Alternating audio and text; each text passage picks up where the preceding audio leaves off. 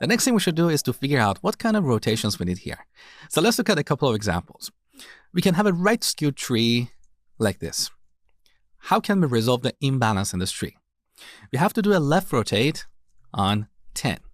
This is going to bring 10 down and make it the left child of 20, right? So here's one example. Let's look at another example. We can have 10 at the root, 30 on the right side of the root, and 20 on the left side of 30. In this example, again, we're dealing with a right heavy tree.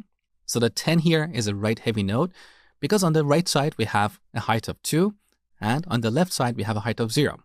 Now in this tree, the imbalance is in the right child, left subtree.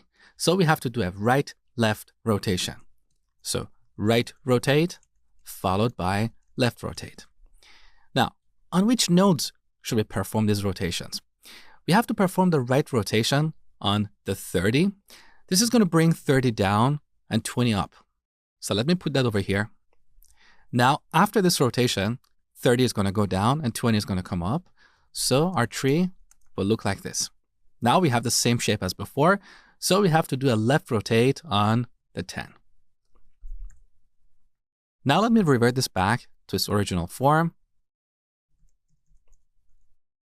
So as part of detecting what kind of rotations we need to figure out what is the shape of our tree. Now, how can we tell that? That is very easy. Once again, we use the balance factor. So here's the root. If the root is a right heavy node, we look at the balance factor of its right child. What is the balance factor of 20?